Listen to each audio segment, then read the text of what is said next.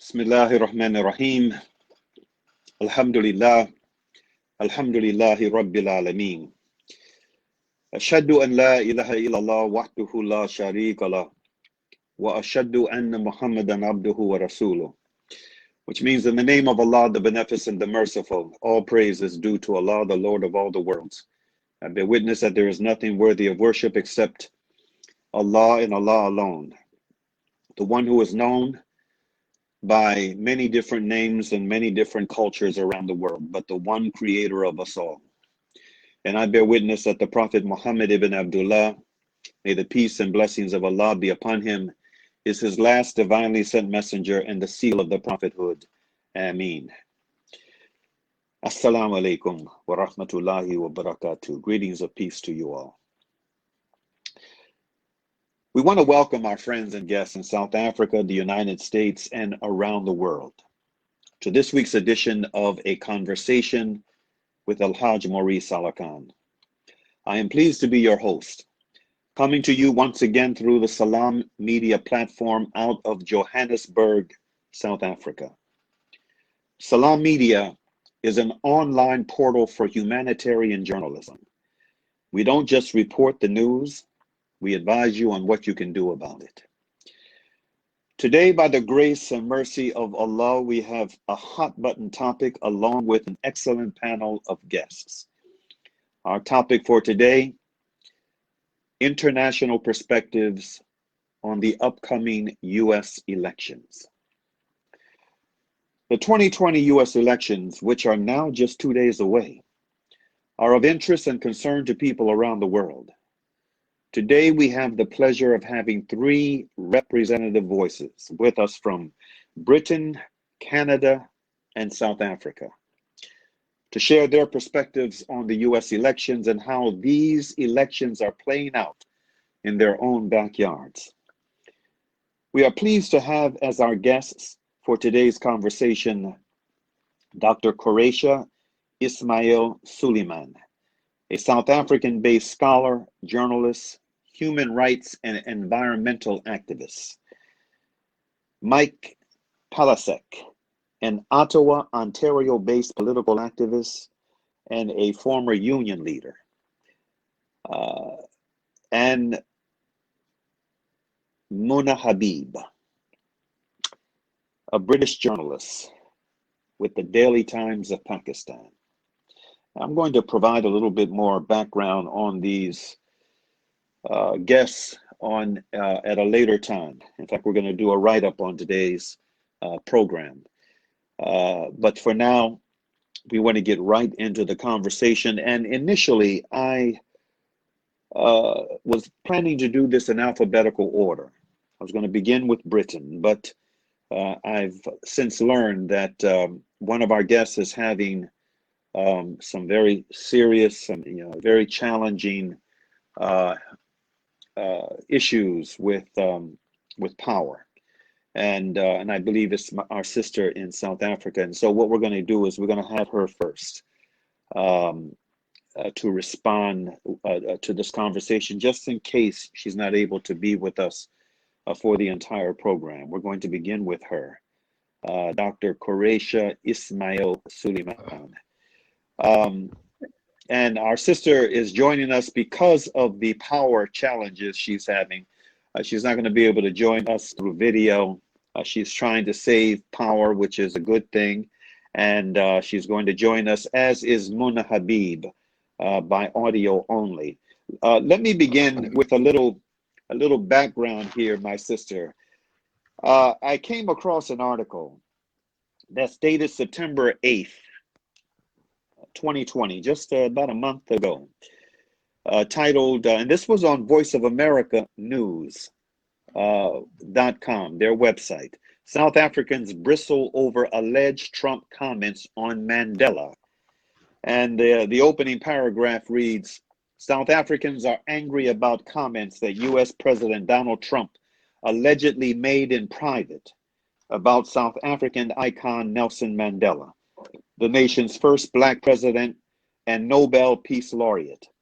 The alleged comments, which Trump denies, are full of profanity and include Trump saying of Mandela, quote, "He was no leader," and are part of a tell-all book by indicted former Trump lawyer Michael Cohen.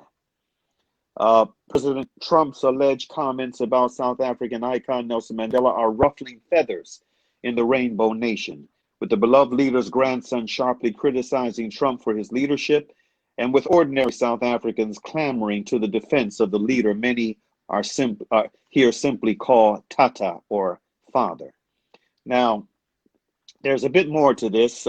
According to the book, Trump said shortly after Mandela's 2013 death that the former South African president was no leader. The other reported comments included an expletive, again, that Trump has allegedly used to describe African countries, plus slurs against Black people. There's responses from Mandela's grandson, Ndaba Mandela, and also from the Nelson Mandela Foundation, the Mandela Foundation, and various others. And then there is also another article that you might want to weigh in on, my sister, titled, this was from the newsrepublic.com, "After South Africa's Trump." And I found the title of this quite interesting and disturbingly thought-provoking, because it's referring to Jacob Zuma as South Africa's Trump. An energized resistance movement brought down Jacob Zuma, the post-apartheid demagogue, but was democracy saved. That's how this second article is poised. And I just thought it's relevant because of the way this Trump moniker has been applied to a number of leaders in different parts of the world. And I was quite surprised last night when I was doing a little background research for this in preparation for today's conversation, that Jacob Zuma has been branded with that title as well. So with that being said, I'd like for you to weigh in, my sister, weigh in on this, the perspectives on the U.S. elections, the perspectives on Donald Trump in South Africa. Dr. Quraysha Ismail Sooliman. Walaikum salam, my sister. Jazakallah khair for this opportunity, and I'm sorry to put you in this bind, but we've literally been without electricity for 22 hours already, so it's quite a tough one today. Yes, well, there is much to be said, and I think much that is already known, if I may put it that way. First, regarding Donald Trump's remarks about President Nelson Mandela, that is rather problematic. I mean, coming from somebody of his repute and a person who has shown just absolute moral distaste, if I may put it that way. Regarding, leadership, we know that there is a dearth of leadership in the world today, and without a doubt, Mandela was a leader. There's no doubt that there is mistakes, that there were compromises that were made, but he had to prioritize at some point. And at some point, they had to make a decision that what was most important. Do we continue South Africa as it is? Do we go to a civil war? Or do we try and find a solution and move ahead? So yes, in hindsight, it's very easy to look back and to criticize Mandela. The decisions that he made. And of course, we know that there are a lot of, context and subcontext and nuances that is still being uncovered. But if we look at the man per se, I mean, Mandela was a good man. Donald Trump cannot simply fit in his shoes, nor even compare. So if you look just at the mark of a leadership, it's, there's a very good quote by the ANC that said, it's not how many enemies you create, but how many friendships you cultivate. And that's exactly what one thinks about when one thinks about Mandela. So that is something that needs to be considered. But I mean, it's consistent with what Trump has been doing. I mean, referring to African countries as shitholes and things like that. So it's not something that we should find, serious. I believe much of what Donald Trump is doing is engaging in a politics of scapegoating. So you look to blame others, to run others down, to make everybody else look worse than you are. It is just a way up in many ways, and the ANC is doing no different in South Africa, unfortunately. With regards the US, the role of the US, a Trump presidency, a Biden presidency, honestly, it's much of the same. US foreign policy, if you look at it, has been more or less consistent in terms of Africa, whether it's been a Republican or a Democratic president, although some have done a little bit more in one sector and others might have done more in another sector. The US has used, concepts such as human rights and democracy as a variable that they have played with. It has never been consistent. There hasn't been commitment. Those things have always been expandable depending on the US's potential to benefit. So national interest has always been prioritized over African lives. Very often we have found that the US has stood with African states and African leaders rather than the African people. And these are things that Africans must consider. By and large, I think the African population is maturing. The younger generation is becoming far more wise, although in many concepts or many ways, they're still very enamored with the Western lifestyles, with glamour of the West, with what they think is modernity and progress and development.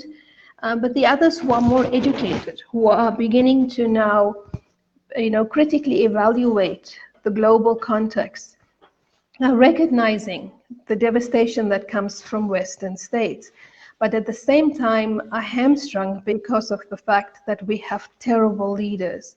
I mean, Africa has, perhaps some of the worst leaders in the world, and rightly so if one thinks about it. Just consider the US at the moment. It's two old white men competing for power, and in Africa we've always had old black men, fighting to stay in power. Yeah. So it's just a change in color, but the boys club is exactly the same. The mentality is the same. They will expand their people, their citizens, their populations for their own benefit. If you look at the previous presidency, they did a lot. I mean, many US regimes have contributed to, especially to the health and development sector in Africa. They have contributed, towards building up like the Centers for Disease Control in Africa. But at the same time, also Africa has been a toy in their hands. So it's expandable, just like Muslim lives are expendable, African lives are expendable. What the Biden presidency is going to offer that's different to the Trump presidency, it's hard to say, because if you really look at it, what is very much different between Republican policies and democratic policies? They're more or less the same. The administrations work more or less the same. Perhaps one is a bit more inward focused and the other one is not. So Africa will benefit, of course, more than if Trump comes in, but I see it more as a continuation of the same. Honestly speaking, and I know you won't like this and Americans wouldn't want this, but at least with the Trump presidency, we know what to expect. I believe Joe Biden and the Democrats, the likes of him, Hillary Clinton, etc., these are all snakes in the grass. I mean, during Obama's presidency, Africa was excited and happy, but if we see that there were more bombs dropped on Muslim countries during Obama's reign, on Muslim majority countries, than any other previous president. So till today, Guantanamo Bay hasn't been closed. The thing is, can the president himself do it? Of course, with people like Obama, with Biden, I don't think they have. With Trump, he doesn't care. So he just goes ahead and does what he wants. And so when he says something, you can expect it. The problem is when Biden says something, will he be able to deliver? That is the question. Okay, the influence that America has on South Africa politically, how extensive is it and how has it been under this president? The Americans always had influence, but the way in which Donald Trump has represented himself is an anathema to South Africans, and South Africans who are now very much aware of white privilege, who are standing up to racism, who are joining the world stage in terms of Black Lives Matter, etc. I think the South African political spectrum and the leaders in terms of politics have to be very careful how they toe the line. So on the one hand, yes, they want to be America's friend, but on the other hand, they cannot continue to be seen as people who endorse a president who's openly racist, because that is problematic. So it's all about image building and about balancing the tightrope. You do want benefit from the Americans. You still want you do look up to them. Well, they did look up to them. Whether they continue to look up to them is another story. But there's no reason to believe that America is still not a strong arm player. And so we have seen, even in the way in which the land policies in South Africa kind of backtracked after the AfriForum went to the States and Donald Trump made the whole statement about South Africa engaging in a genocide and the genocide of white farmers, etc. And we saw suddenly a stalling of the land policies, land reform policies in South Africa. The average people on the ground. So again, you must distinguish between the political elites and of course the economic elites and the bourgeoisie class compared to the people on the ground. I think there is a substantial shift. Ordinary South Africans, quite frankly, just don't care. I do believe most of them just don't care. Others look at it as maybe as a circus, something to watch and say, look at these white people, how they behave, and then they want to come and dictate to us. If I look at young academics, young scholars, black scholars, and their reaction, there isn't that love relationship. There isn't that, completely besotted kind of an image that they used to have of the US. That seems to have faded considerably. And they are beginning to question, what is this absolute, how shall I say, one's emergence in the US? Why are people so enamored by them? There's nothing to be enamored about. Social media has brought the atrocities that has been perpetuated in the US, especially against Black people, the police violence, the incarceration, the military-industrial complex. All of these issues are becoming known to the average South African people. I'm talking about younger, academics, younger students, people who are politically active, and so they do not see this as something to aspire to. But they also recognize that there is much that the US can offer. And I'm afraid that with the Biden presidency, a Biden win, South Africans might be trapped again into believing that the US will deliver, and we know it won't. So it might again just create this false impression of hope, but there's very little hope that the US can offer. If you just look at their track record, the history, US has never really been vested in Africa for the sake of Africans. It has only been interested in Africa for its own benefit. Mm-hmm. Thank you very much, sister. Now, I hope that you're going to be able to stay with us. Yes, inshallah. Well, I think you'll be doing fine. Okay. Okay. We're gonna move now to our sister Mona Habib. Again, Mona is a journalist, and for our brothers and sisters in the U.S., she is subhanallah. The university now is escaping me. But anyway, she's a graduate of one of the universities in New York, Columbia School of Journalism, here in the U.S. We want to bring her on now, but Mona, I'm going to do the same thing with you that I did with our sister, Dr. Sooliman, Sooliman, and that is I'm going to share a piece of information, a bit of information from in this case, a website, democratsabroad.org. Um, I came across this again in preparation for this conversation, and this is a very provocative statement, well, an article that's titled "The British View of Trump." The British View of Trump. I'm going to uh, lay the foundation for my first question to you with the opening paragraphs of this article. Someone asked, why do some British people not like Donald Trump? Nate White, an articulate and witty writer from England, wrote this magnificent response, quote, "A few things spring to mind. Trump lacks certain qualities which the British traditionally esteem.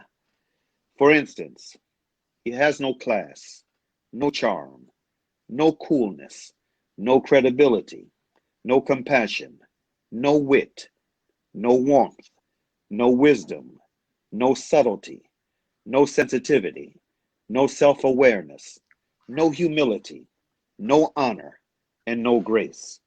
All qualities, funnily enough, with which his predecessor, Mr. Obama, was generously blessed. So for us, the stark contrast does rather throw Trump's limitations into embarrassingly sharp relief. Plus, we like a laugh. And while Trump may be laughable, he has never once said anything wry, witty, or even faintly amusing. Not once, ever. I don't say that rhetorically. I mean it quite literally. Not once, not ever. And that fact is particularly disturbing to the British sensibility. For us, to lack humor is almost inhuman. But with Trump, it's a fact. He doesn't even seem to understand what a joke is. His idea of a joke is a crass comment, an illiterate insult, a casual act of cruelty. Trump is a troll, and like all trolls, he is never funny and he never laughs. He only crows and jeers. And these were the opening lines for this interesting article on this website. Now, my question to you, my sister, has anything changed since this article was published in the summer of last year, 2019? And what is your read on the British opinion of US President Donald Trump and the upcoming elections? Are you with me, Mona?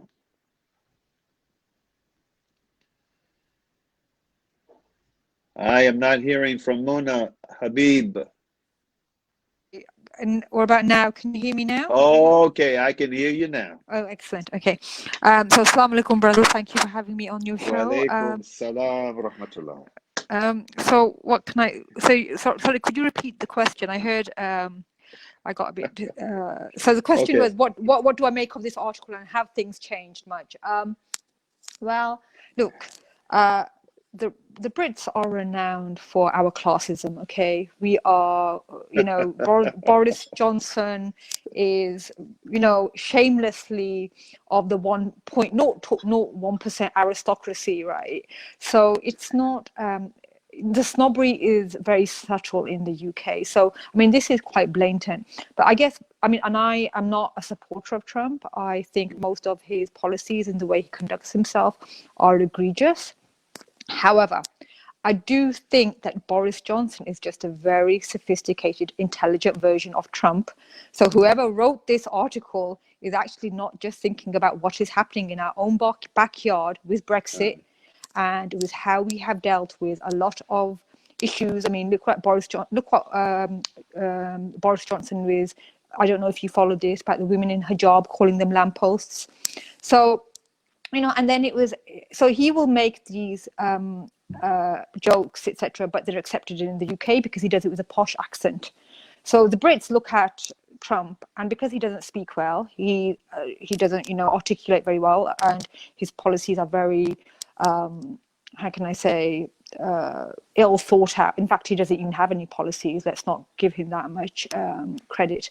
But my point is that this article is very much about a percentage of Brits. I mean, and then what you'll find is that ultimately the Brits are watching the elections now with some amusement, because they're sort of thinking, what an idiot, you know, here we are, this great imperialist, once now in decline, very much like the US, as a great power, and we are watching the demise of the US under this man, and nobody really takes him seriously. I mean, if you look, everyone's just waiting him out. No one really, the climate accord, everything that he has withdrawn from, I mean, I don't know if your viewers are watching or following this, but Britain very much wants to have a free trade deal with the US post-Brexit. And Britain very much needs that in order for us to survive, Britain to survive, because we won't have Europe anymore. So a lot of trade, we are banking on the US. So we do need Trump. So regardless of whatever the Brits think about Trump, if he gets in again, they will welcome him, as they have done before. So although this person may have wrote this, I actually think, fine, it's okay to have your personal views about Trump, but it's not really going to change the British and American relationship moving forward. And this is going to be the same with all the diplomats and whoever the prime minister is. I mean, as you know, Boris Johnson has a very good relationship with Trump, and in fact, he will be hard pressed to then cultivate a good relationship with Biden, because although they both may be statesmen and civilized and intelligent, their views fundamentally different. Biden doesn't agree with Brexit, and Boris did. So I think, although there's this article, it's a very small percentage of how Brits are thinking long term. Okay, tell me this. Speaking of Boris Johnson, has there been any changes, any discernible changes in his character and approach to politics since he got hit with COVID? Well, I think he's aware now that it is a serious threat. And, you know, he's like most countries who have, most developed countries who have fared very badly under COVID, because they haven't put people's health first. So they remained open. The economy tanked, which it has in many countries. But he announced a lockdown yesterday because he's actually listening to scientists now. There's a big difference here, because Trump continues to ignore scientific advice, continues to ignore that COVID is a problem, is an issue, and a crisis. We are in a crisis in the US, but at least Boris Johnson acknowledges, much to his credit, that this is a crisis, a pandemic, and the economy is going to take a hit. But fortunately, people's lives are more important to him rather than the economy. So that has, I think, given him some, having COVID gave him some humility, I think, and sort of made him think that this is not just about, the economy and businesses, etc. So, and if you look at how both of them have a handle, like Trump came out and said, actually, I'm cured, right? So how so that is a stark contrast as well. So I do think Boris Johnson actually has fared better after he was treated for COVID. Interesting. And it's worthy to note, it's worth noting, I don't know how closely you and the other guests have been following the campaigning going on in these final days, but Trump, as it pertains to COVID, and for the longest time, the United States was the epicenter of the pandemic in the world. This man, nevertheless, has demonstrated a very callous indifference towards his base, the people that are blindly and emotionally supporting him, having these packed rallies with the vast majority of those coming out to hear and see him not wearing masks, no social distancing. I mean, that's just out completely off the charts. But I mean, not even wearing masks, the vast majority of them. And he continues to have these packed rallies demonstrating that, you know, at the end of the day, he's not concerned about anything or anyone other than himself and his interests.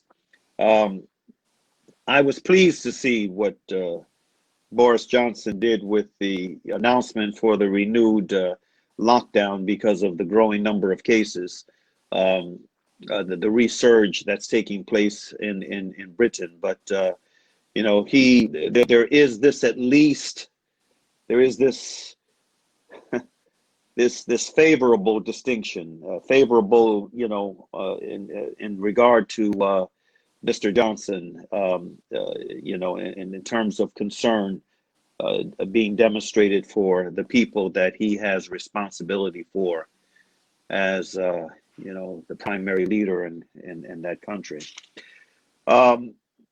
Before we go ahead, but just to that point, Murray, you know, when you talk about his base and his supporter base in the Democratic, in the debate recently when the COVID issue came up, there was a stark, you know, Biden said that this is a health issue and he would take precautions. Whereas Trump was, you know, made it blatantly clear that the country needs to remain open because money matters more to him than people's lives. Right.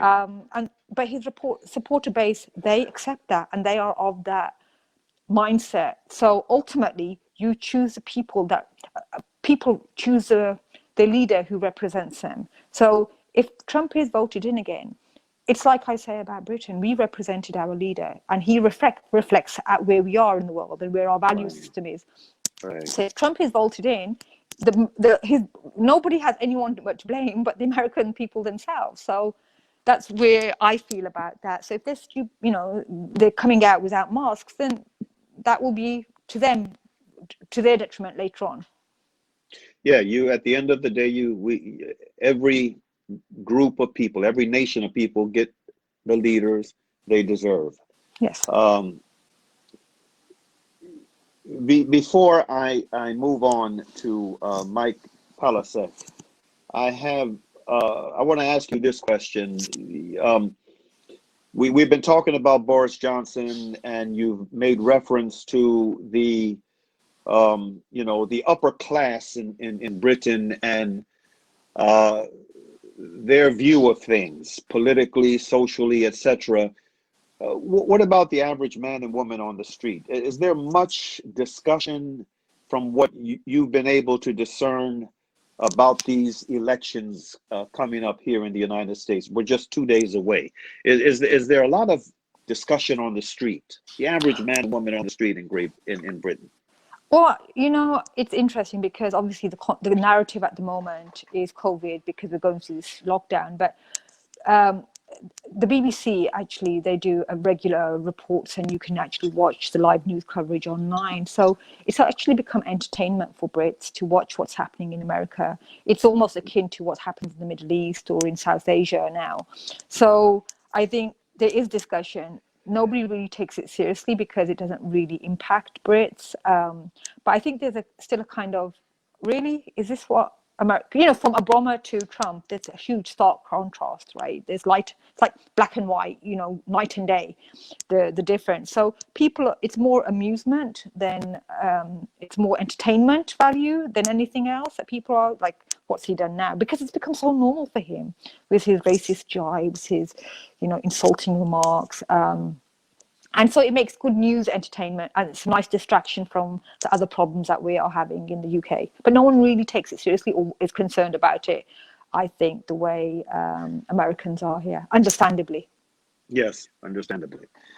Okay, stay with us, sister. We're going to move right along to Mike Palecek. I think we'll be able to have him by video. Greetings, my friend. Good afternoon. It's a pleasure to be here. There's an article that I came across, again, preparing for this conversation, that was published in Maclean's, on the Maclean's.ca website. The title is How Much Do Canadians Dislike Donald Trump?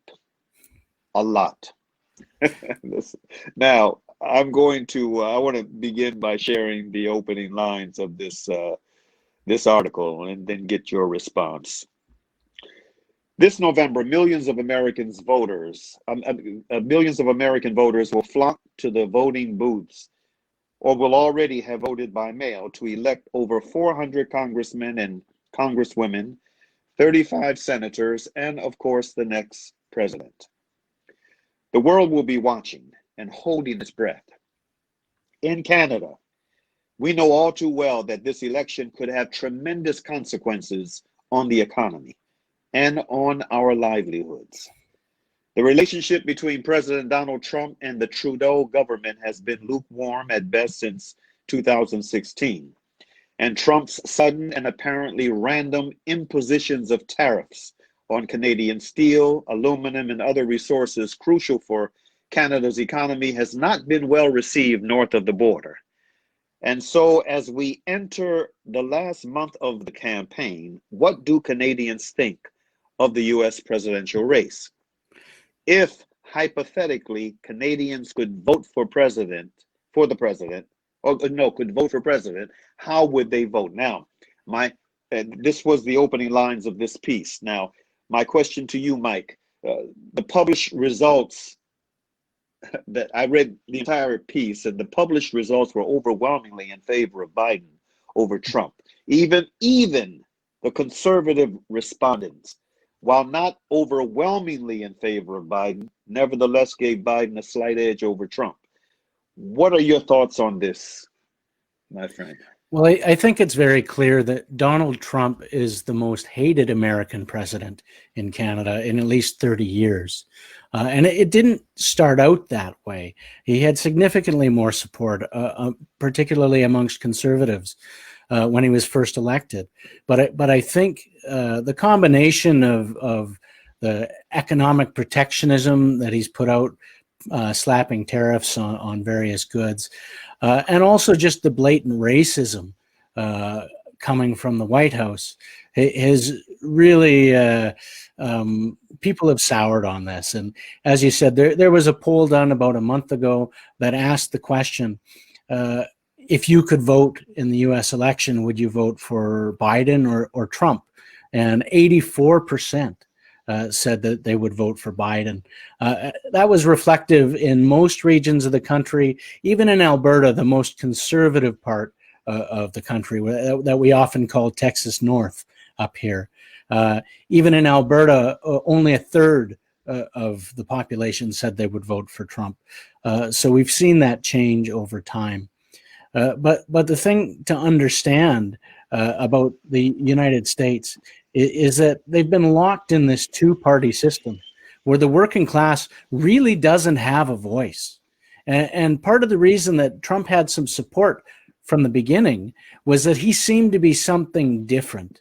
And I've heard a lot of people in the States that said they sent the bull into the ivory tower. And that was the sort of justification for supporting this madman. Now, if you look at what he's actually done, he hasn't been a bull in a china shop. He's gone in there and put his own people in place. And if people were worried about corruption in the White House before, well, it's 1,000 times worse now, and everyone, I think, that looks at it objectively can see that. But at the end of the day, as your first guest said, you've got two parties that the difference in their policies is actually fairly small. And if either of these candidates were running for election in Canada, they would be the most right-wing leaders in the country. Even the leader of the Conservative Party here in Canada, if he tried to put forward anything like what Biden is advocating for on healthcare, for example, he would be booed off the stage. So we have to understand that as well. When we see, a large portion of the Canadian population that says they'd vote for Biden over Trump, they're really looking at it in a way I think a lot of Americans do, that every 4 years they choose the least worst option. And a lot of people will be holding their nose to vote for Biden, even though they don't really like him, just because they want to get rid of Trump. Mm-hmm. You know, on that point, and getting back to this article and the statistics provided, which were really thought-provoking for me, and you just touched upon them. But for our viewers and listeners, 88%, you know, they broke it down into age groups. 88% of the younger demographics between 18 and 34-year-olds supported Biden, while 78% between the ages of 35 and 54 supported Biden. And 86%, this was really interesting, 86% of the voters age 55 and above supported Biden. I mean, wow. The Trump and his administration is not, it really is looked upon in a very disfavorable way, right there in our next door neighbor's backyard. I mean, just very unfavorable, and it raises the question for me, you know, how much emotional investment is there in this election that's going to take place here in the United States 2 days from now? How much emotional investment is there in Canada? Well, I think most people here are watching with bated breath.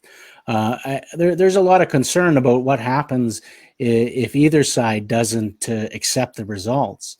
And I think there are a lot of reasons to think that this race is a lot closer than it looks.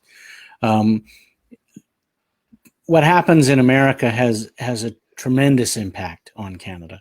In fact, we have a saying here that when America catches a cold, Canada sneezes. I mean, America is Canada's largest trading partner. We share the longest undefended border in the world. And of course, American culture comes across the border, as much as we'd hate to admit it, both through media, the internet, and everything else. So what happens down there has a big impact here. And as I said, I think the blatant racism of the Trump administration, the fear-mongering and the economic protectionism, where he's come out and attacked Canadian industries at various points, has really turned a lot of people off here.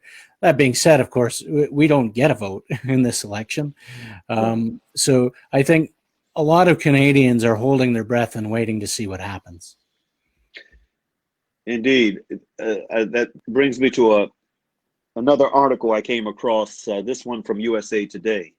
The title, Trump, Chaos, Money, What Mexico and Canada Said When Asked for One Word to Describe the U.S. There's this one paragraph I want to share with you and get your thoughts on. President Donald Trump. Trump's last name is by far the most frequently mentioned word in Canada, followed by various mostly negative characteristics such as chaos, confused, and bully. In Mexico, Trump also features prominently in response to the question, but the most commonly cited words are money, work, and migration. This is in Mexico, alongside more negative expressions like discrimination and racism. How much of an impact, first of all, your thoughts on this quote that I just shared with you from this second piece, and how much of an impact has the Trump administration's decision to close borders and to clamp down on internationally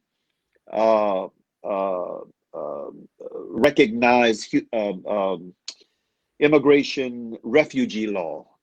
How much of an impact has this had on Canada, to your knowledge? Well, certainly there's opposition to the sort of Islamophobia coming forward from the Trump administration, and I think Canadians would like to define ourselves against that. But in truth, Canada's got plenty of problems with racism and Islamophobia as well. Mm-hmm. It doesn't have the same voice in the political apparatuses that it does, say, in the United States, and certainly they've captured the White House.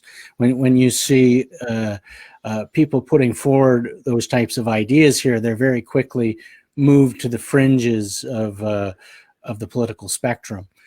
Certainly in the Conservative Party, we've seen various voices trying to capitalize on racist elements, and although they've been able to rally some of the base of the party around this stuff, it's tended to fall flat overall, and would certainly fall flat on with the broader audience. But I think what's particularly dangerous about the Trump administration is the opening up of the administration, the opening up of the Republican Party to outright fascists, to people that are that previously did not have a voice and shouldn't have a voice in politics. Mm-hmm. Those that are advocating outright racism, the bashing of minorities, the bashing of immigrants. I mean, it's really straight out of the reactionary playbook. And in a lot of ways, I think there's more reason to be concerned about what comes after Donald Trump. What has he opened the Republican Party up to, and whether or not it moves further to the extreme right, to the embracing of the Proud Boys and others. Not long ago, neo-Nazis didn't have any sort of voice on the national political spectrum. I don't think you can say that today. And what about in Canada? Well, this element. Yeah, certainly there are far-right organizations in Canada, and they're organizing in Ontario and in Quebec and Alberta, and there's pushback against that. We certainly have our own problems with these elements here. Mm-hmm. I don't want to paint it as if it's a rosy picture up here where racism doesn't exist, even though that's the image that the government would like to put out sometimes. But I don't think they've been opened up to the credible voices within the political system in the same sort of way. Mm-hmm. Now, you're a former union leader. Since taking office in 2017, Trump has clashed with Canadian Prime Minister Justin Trudeau over a range of issues, from climate change to the North Atlantic Treaty Organization, military alliance commitments, etc. How much of this is, factors into the conversation on this presidency and what post-November 3rd portends on the Canadian street? Well, I think it impacts people. I think it's fairly clear that our Prime Minister Trudeau likes to score political points by comparing himself to Donald Trump, but he walks this strange line where he doesn't want to criticize him outright because that shuts off certain avenues for him to actually work with Trump on certain things. But he does like to score political points off of the contrast between the two. I'm no fan of Justin Trudeau. This is the Prime Minister that revoked my union's right to strike and ordered postal workers back to work. So I don't think Justin Trudeau is any friend of the working class, but he does define himself against Trump on issues like climate change, where Donald Trump denies it exists and won't do anything on climate change. Justin Trudeau acknowledges that climate change is a huge problem and still won't do anything. So there are some differences. Okay. This wow, this hour is going so fast. What I want to do now is I want to come back to my South African sister, Dr. Sooliman.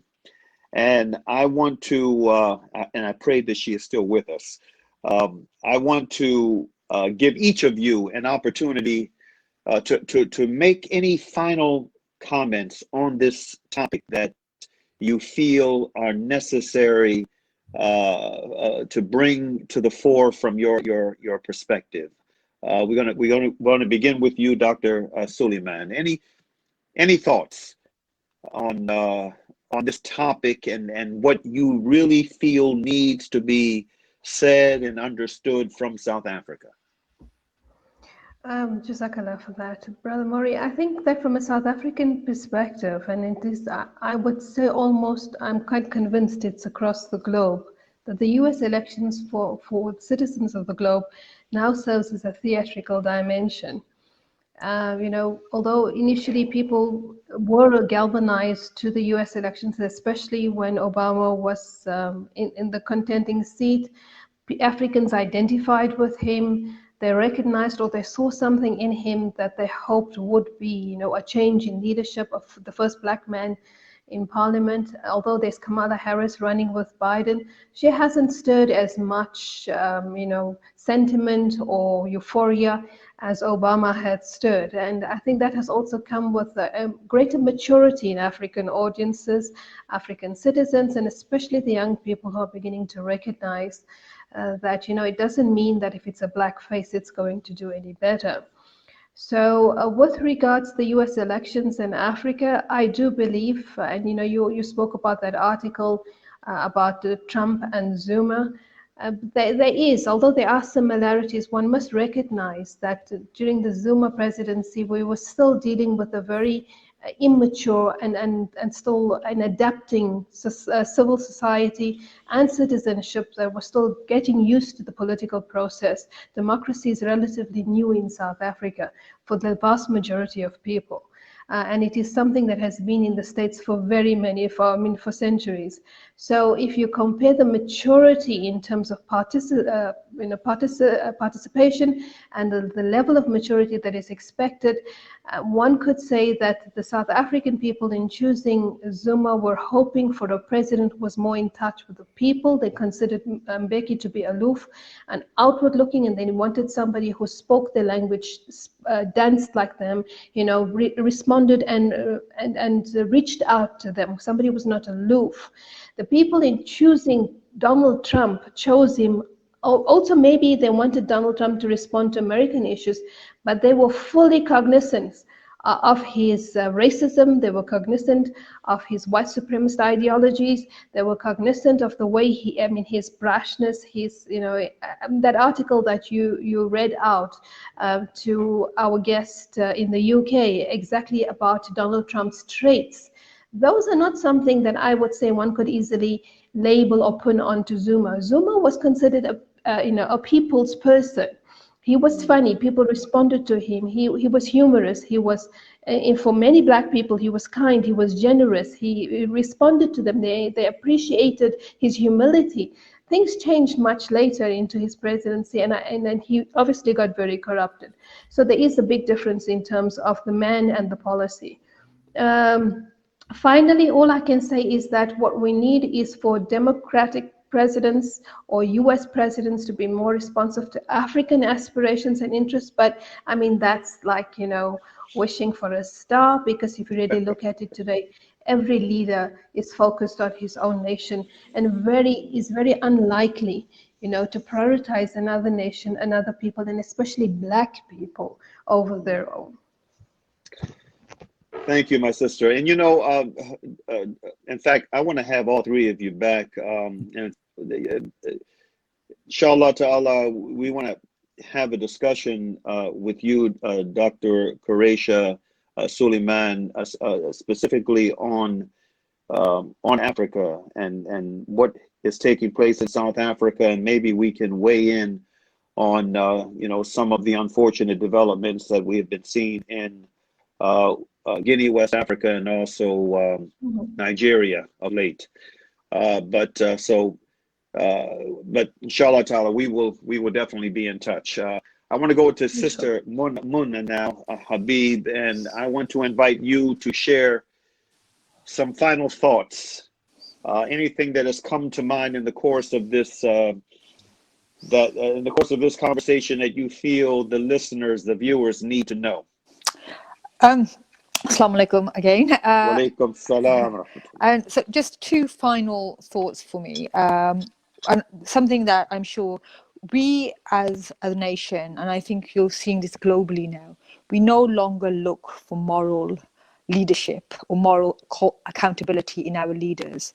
So I think another thing I thought about was about this article that you read out to me. It's no longer, and this is the global thing. We don't look for moral accountability in our leaders. We just want them now as people all over the world to see what benefits us. Capitalist, you can say that it's all about capitalism and what benefits individuals. So that's a thing that I feel is analogous around the world now. Nobody questions the morality of their leaders. And then the second thing is just the UK-US relationship is so long, the history is so deep, and regardless of who gets into power now, it will continue, and it won't really change much. If anything, they will adapt and change, because intelligence sharing, the Five Eyes, everything that the US really relies on the UK for, that won't change. So it will be interesting to see what happens on Tuesday, but I don't think it will change the US-UK relationship all that much. And that's about it, really. Thank you very much, my sister. Now we're going to go to our new friend out of Canada for some final thoughts. Mike Palecek. What are your final thoughts on this issue? Well, I think the most stark issue here is that working class people don't really have a voice in American politics. In most other industrialized countries, you have some form of labor party that the trade union movement has coalesced behind. Here in Canada, we have a party called the NDP that came together with the labor movement and the cooperative movement, formed this political party. And they've never even held office at the national level in Canada, but their existence was enough to drive a number of reforms, such as public health care in Canada, so much so that the first leader of that party was voted the greatest Canadian in history, even though he was never prime minister. So I think what's really stark about the American election is that people are basically being forced to choose between the decades-old tired policies of neoliberalism and war, which hasn't been good for working class people there in any stretch, or some reactionary proto-American fascist administration that's opening the door to all of these horrendous attacks against people. So I would hope to see that over the next 4 years, maybe that situation will change. Maybe there will be an opening for something better.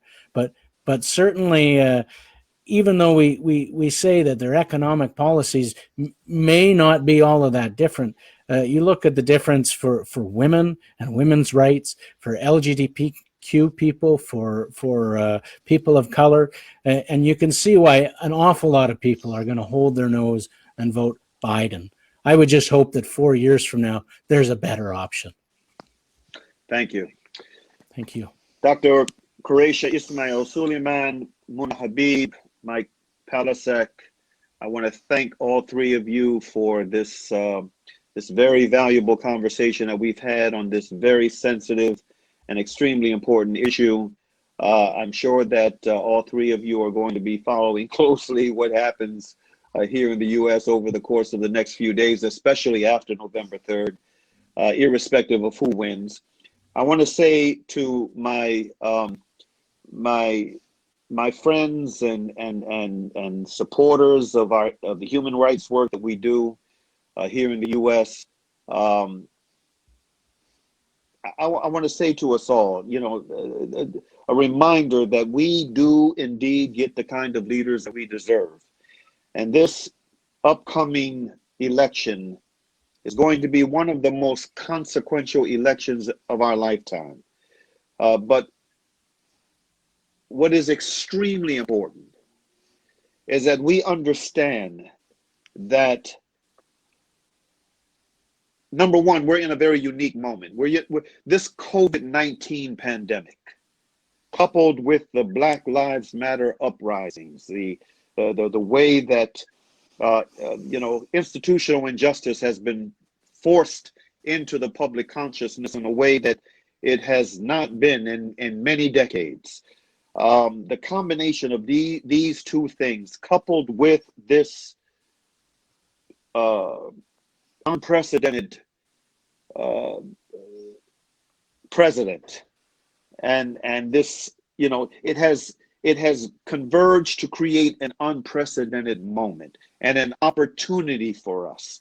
But what has to be understood, and this is a reminder that I feel the urgent need to close with, is that at the end of the day, we get the leaders that we deserve. We must understand that the struggle for real institutional change goes to another very important level after November 3rd, after these elections, irrespective of who wins the election. And I'm hoping, because of the danger, that the manifest danger that he has presented, that Trump is retired from that office. But we must understand that the person who will be replacing him, if indeed this is the case, is a man who has a terrible record as a senator, a man who belongs to a party that has a terrible record when it comes to responding to the needs of we the people. There is a need for a fundamental change across the board in this country, politically, socially, economically, and that's not going to happen until pressure is brought to bear for that change. And so we must understand that November 3rd, if the election goes the way that many of us are hoping that it will go, that just closes one door and opens another, even more important door, a door of struggle for real change that we can count on. With that said, again, I want to thank our guests, Dr. Quraysha Ismail Sooliman, Muna Habib, Mike Palecek. God bless the rest of your day. And we end with the verse from the Quran that we like to end with. It's a reminder to us. Bismillahir Rahmanir Rahim, wal asr, innal insana lafi khusr. Illa alladhina amanu wa amalu salihati wa tawassaw bil haqq wa tawassaw bis sabr. Which means, in the name of Allah, the Beneficent, the Merciful, by the token of time through the ages, verily humanity is in loss, except those who believe and do good, and exhort one another to truth, and exhort one another to patiently persevere. Thank you for joining us for this afternoon's conversation with El-Hajj Maurice Alakan. May Allah bless the rest of your day. To my brothers and sisters in South Africa, may you have a peaceful night's rest and a happy morning's rise. Assalamu alaikum.